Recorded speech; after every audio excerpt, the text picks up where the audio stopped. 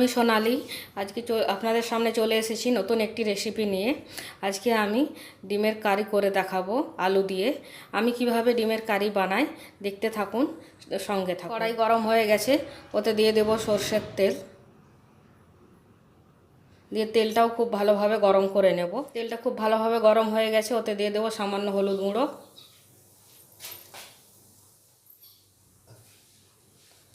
এবার ওতে সেদ্ধ করে রাখা ডিম দিয়ে দেব।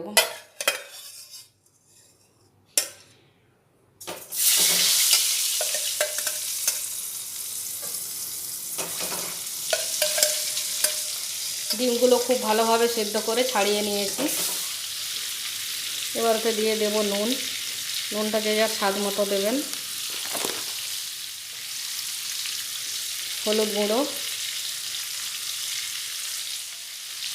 দিয়ে ডিমগুলো খুব ভালোভাবে ভেজে নেব।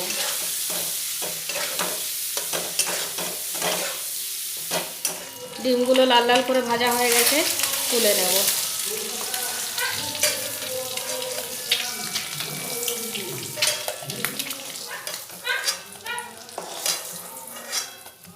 ওই তেলে দিয়ে দেব কেটে রাখা আলুগুলো খুব ভালোভাবে আমি ধুয়ে নিয়েছি, এইভাবে কেটে নিয়েছি আলুগুলো, দিয়ে দেবো ওতে।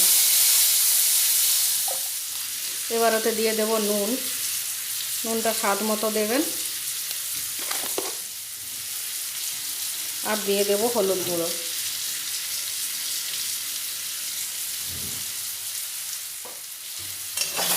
দিয়ে নাড়াচাড়া করে খুব ভালোভাবে আলুগুলো ভেজে নেব। আলুগুলো ভালো করে ভাজা হয়ে গেছে, তুলে নেব।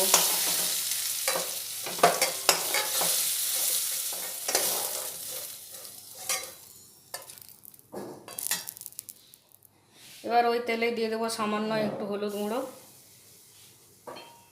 ফোড়নে দেব গোটা জিরা সামান্য, শুকনো লঙ্কা, একটা শুকনো লঙ্কাকে দু টুকরো করে নিয়েছি। আর দিয়ে দেব পেঁয়াজ কুচি।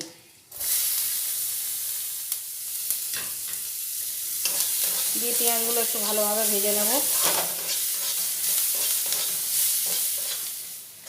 পেঁয়াজগুলো খুব ভালোভাবে ভাজা হয়ে গেছে। এবারে ওতে ব্লেন্ডারে পেস্ট করে রাখা পেঁয়াজ, আদা, রসুন, কাঁচা লঙ্কা, টমেটো, এগুলো আমি ব্লেন্ডারে ভালো করে পেস্ট করে নিয়েছি, দিয়ে দেব। এবার ওতে দিয়ে দেব মশলা ধোয়া জল। নাড়াচাড়া করে মিশিয়ে নেব।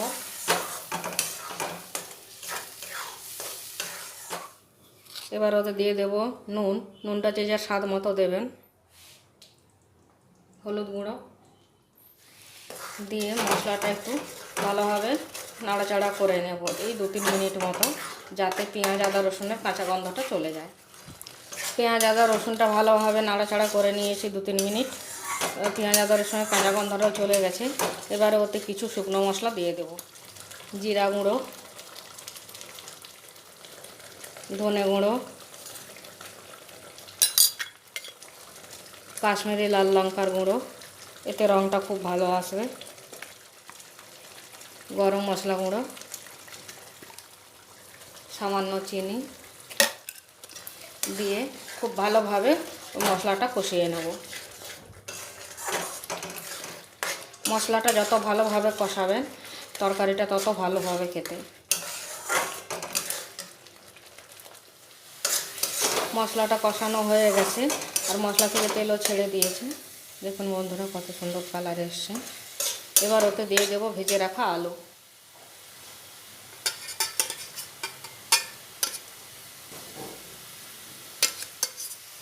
আলুগুলো দিয়ে 2 মিনিট একটু কষিয়ে নেব।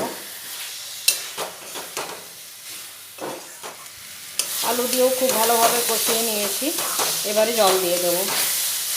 জল দেওয়ার আগে ওতে দিয়ে দেবো ধনেপাতা কুচি। দিয়ে একটু নাড়াচাড়া করে মিশিয়ে ওতে জল দিয়ে দেবো।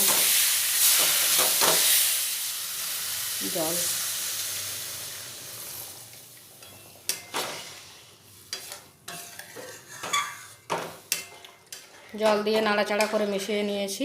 এবার আলুগুলো সেদ্ধ হওয়া পর্যন্ত রান্না করে নেব। হয়ে গেছে, আলুগুলো খুব ভালোভাবে সেদ্ধ হয়ে গেছে।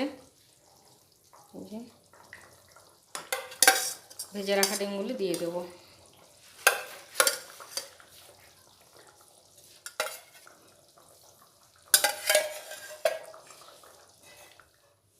ভালোভাবে নাড়াচাড়া করে মিশিয়ে নিয়েছি, 2 মিনিট ফুটিয়ে নেব। তরকারিটা হয়ে গেছে, নামিয়ে নেব।